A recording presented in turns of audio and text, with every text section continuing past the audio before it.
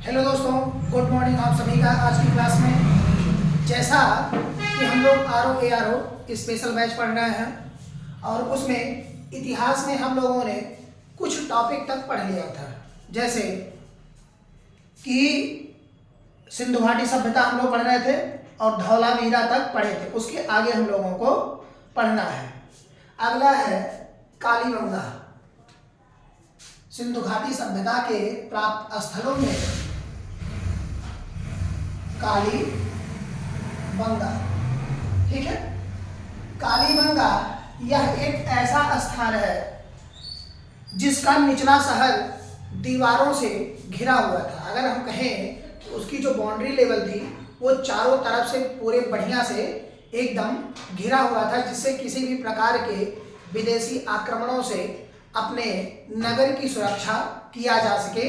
इस स्थिति से ही इसका घेराव पूरी तरह से किया गया था, ठीक है। और सबसे पहला यह था कि जहां अलंकृत ईंटों का प्रयोग हुआ था। अलंकृत ईंट का प्रयोग हुआ था। अलंकृत ईंट का प्रयोग हुआ था, ठीक है। और अलंकृत ईंट के साथ साथ इसमें लकड़ी की नाली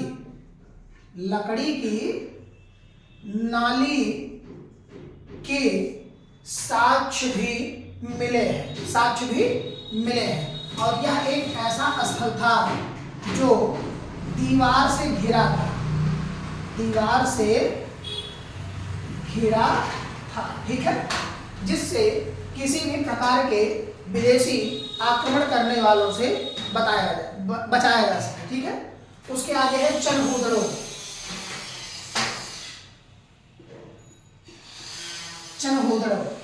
कालीबंगा के बाद चनहूदड़ो यह एकमात्र ऐसा स्थल था जहां वक्राकार ईंटें मिली हैं। कैसी वक्राकार? आपने देखा होगा कि क्या है कि चार कोण के ईंटें बनते हैं, कोई थोड़े से लंबे होंगे, कोई चौड़े होंगे, कोई अलग तरीके के होंगे।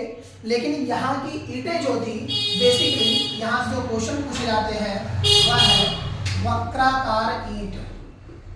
वक्राकार ईंट का प्रयोग इस चनहूदड़ो नामक स्थान पर किया जाता था, ठीक है। और जैसा कि देखा होगा कि आज के समय में लोग अपना घर बनवाते हैं, घर बनवाने के साथ साथ क्या करते हैं, उसकी बाउंड्री लगवाते हैं, यानी कि बाउंड्री वॉल, ठीक है। तो वहां भी उसी तरह के किलेबंदी के भी साक्ष्य चनहूदड़ो से पाए गए हैं, ठीक है। उसके बाद अगला है मोहनजोदड़ो, ठीक है। मोहनजोदड़ो का एक उपनाम है, इसे मृतकों का टीला कहा जाता है। मृतकों का टीला इस वजह से कहा जाता है क्योंकि यहाँ मृतक व्यक्तियों की संख्या यानी कि हड्डियों की संख्या बहुत ज्यादा मात्रा में मिली है, ठीक है। यहाँ की सबसे प्रसिद्ध दो चीजें थी। पहला, एक यहाँ स्नानागार पाया गया, स्नानागार, जो कि बहुत ही क्या था, बृहद था। कैसा था? बृहद। और अन्न भंडार, और अगला क्या था? अन्न भंडार था, ठीक है। जिसके कारण यह मोहनजोदड़ो स्थल सबसे फेमस हुआ, ठीक है। यहाँ सबसे बड़ी बात क्या थी कि यहाँ धार्मिक पूजन करने के भी साक्ष्य यहाँ से प्राप्त हुए हैं, ठीक है। जैसा अभी हम कहें यहाँ पर कि बहुत सारे ऐसे सभ्यताएं या संस्कृतियां मौजूद मिली हैं, ठीक है। बहुत सारी संस्कृतियां मौजूद मिली हैं। अब इसके बाद क्या था कि सिंधु घाटी सभ्यता के कुछ ऐसे लक्षण जो विद्यमान पाए गए, जैसे अभी हम कहें सिंधु घाटी सभ्यता में यानी कि सिंधु घाटी सभ्यता। ठीक है। इसी अगर हम सिंधु घाटी सभ्यता की बात करते हैं तो यहाँ किसी भी प्रकार के मंदिर के अवशेष नहीं मिले हैं। अर्थात क्या नहीं मिले हैं? मंदिर नहीं मिले हैं, जिससे यह पता लगा जा सके कि यहाँ पर पूजा पाठ के भी साक्ष्य मिले हैं। लेकिन यहाँ पक्की ईंटों के बने हुए मकान के अवशेष जरूर प्राप्त हुए हैं। ये आपके प्रैक्टिस सेट में पूछा जा चुका है। आप इस क्वेश्चन को देखेंगे तो वहां पूछा गया है कि सिंधु घाटी सभ्यता में विचार करिए कि इसमें से कौन सा ऑप्शन सही है, यानी कि कौन सा विकल्प सही है। तो पहला दिया हुआ था उसमें कि यहाँ पर पके हुए ईंटों के मकान बने हुए थे। दूसरा, यहाँ पूजा से संबंधित कोई साक्ष्य प्राप्त हुआ है। तीसरा, ये दोनों के दोनों सही हैं। चौथा, इनमें से कोई नहीं। इसमें पहला स्थान था कि यहाँ पके ईंट मिले हैं जिससे मकान बनने के साक्ष्य मौजूद हैं। ठीक है,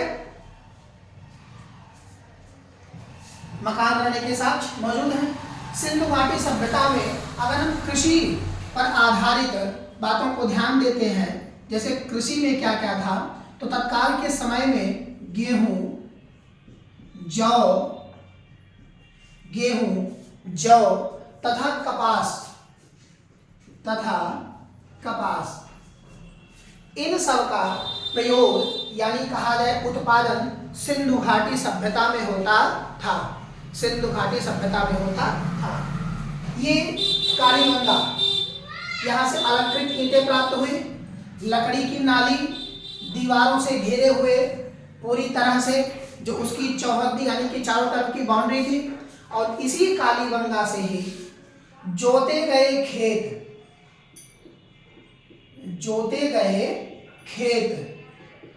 भी यहीं से प्राप्त हुए हैं। जोते गए खेत भी यहाँ से प्राप्त हुए हैं।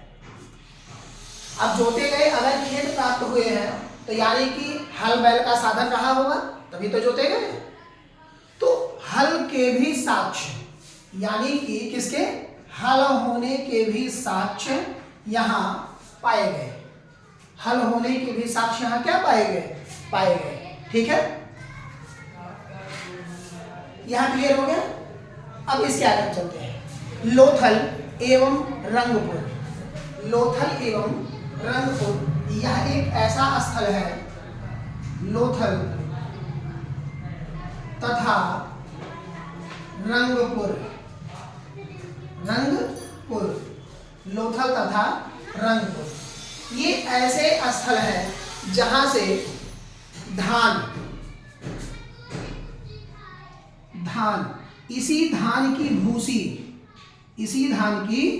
भूसी के साक्ष्य पाए गए हैं, जिससे यह पता चलता है कि यहाँ किसानी होती थी, यानी कि खेती होती थी। वो भी किसकी? धान की खेती होती थी, इसी भूसी के साक्ष्य पाए जाने के कारण। ठीक है, जैसे अब जैसे अगर हम कहें तो ये सिंधु घाटी सभ्यता के लोग थे। इन सिंधु घाटी सभ्यता के कौन कौन से जानवर थे जिनको ये लोग पालते थे? क्या करते थे? पालते थे। तो हम कहेंगे गाय, भैंस, बकरी, गाय, भैंस, बकरी,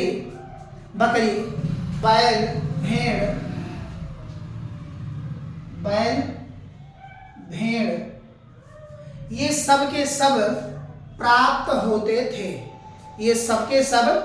होते थे। और उस समय अगर सबसे प्रिय जानवर कोई होता था तो वह था इसी बैल की एक प्रजाति कुंबड़ वाला सांड, जिसको सिंधु घाटी सभ्यता के सिक्कों पर भी पाया गया। इसको मुहर के रूप में प्रयोग किया जाता था। ठीक है, इसमें जो सिक्के पाए गए वो सिक्के मिट्टी के हुआ करते थे, जिसे टेराकोटा कहा गया। टेराकोटा, सॉरी, मिट्टी के हल पाए गए, हल, जिसे टेराकोटा कहा गया। और यहाँ शीशे, यानी कि शीशे का सिक्का प्रचलित हुआ, जिसे कांस्य युगीन सभ्यता या सिंधु घाटी की सभ्यता के रूप में हम जानते हैं। ठीक है।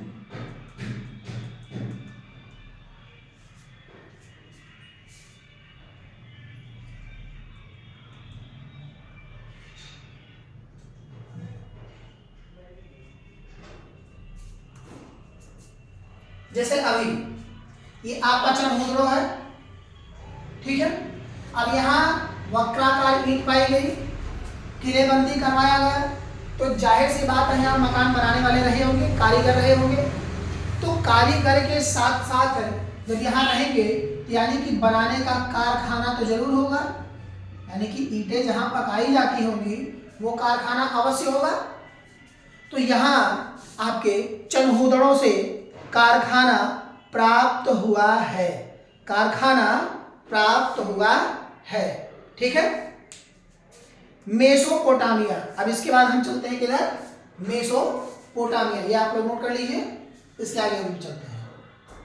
मेसोपोटामिया की सभ्यता।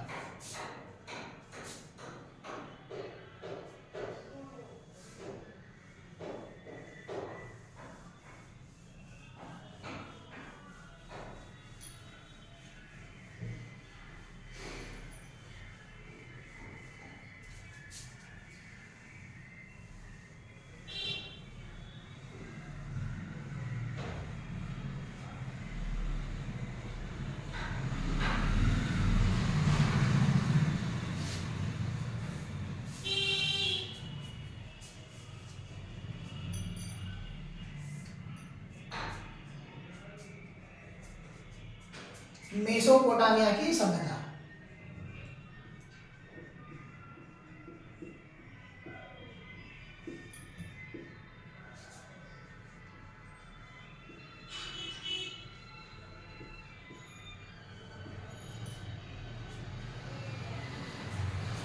मेसोपोटामिया की सभ्यता, ठीक है।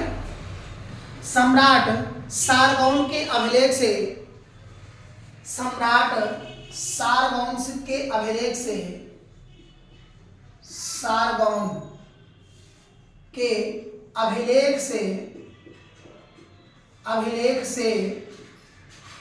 यह प्राप्त होता है कि हड़प्पा सभ्यता के जो व्यापार थे वह मेसोपोटामिया से संबंधित थे, यानी कि इनका क्या था, व्यापारिक संबंध, व्यापारिक संबंध किससे, हड़प्पा सभ्यता के वासियों से, हड़प्पा सभ्यता।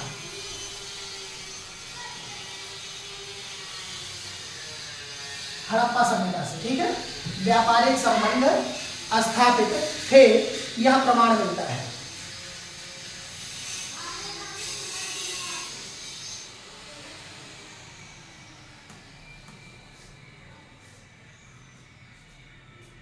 अब जैसे हम यहाँ कहें, जब हड़प्पा सभ्यता यहाँ चल रही थी भारत में, तो उस समय खनिज संसाधन जो क्षेत्र हुआ करते थे वह अलग अलग क्षेत्र हुआ करते थे। जैसे आज के समय में क्षेत्र हैं वो भी अलग अलग हैं, तो तत्काल के समय में यहाँ अलग अलग क्षेत्र अलग अलग तरीके से थे। जैसे अभी हम कहें कि कर्नाटक,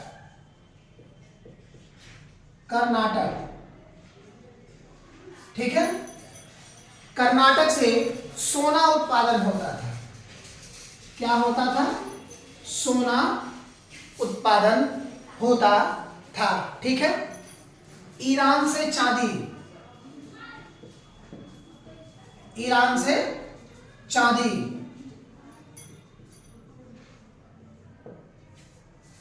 ईरान से चांदी, ठीक है।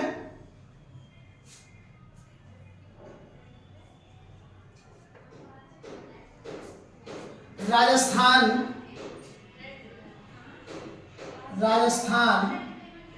का क्षेत्र खेतड़ी वहां से तांबा,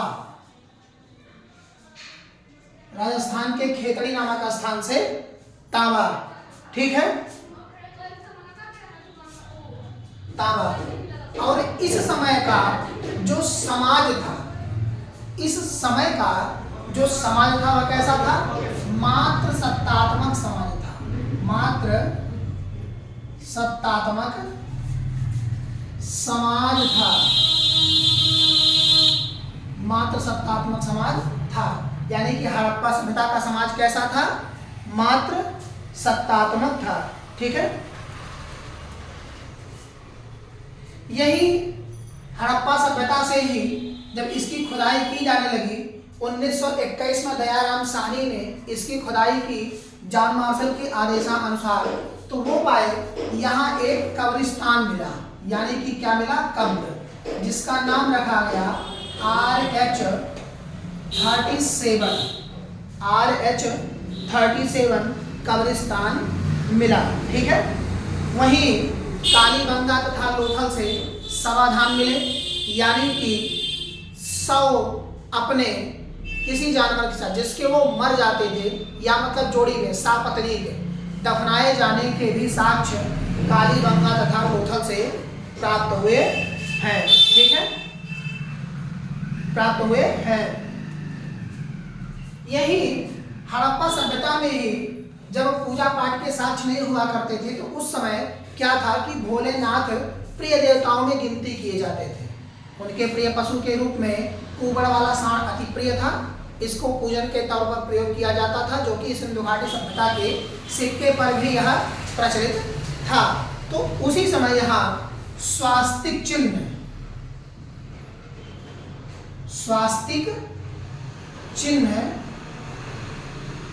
मिलने की संभावना दर्शाई गई कि यह स्वास्तिक चिन्ह कहीं ना कहीं हड़प्पा सभ्यता से संबंधित है, ठीक है,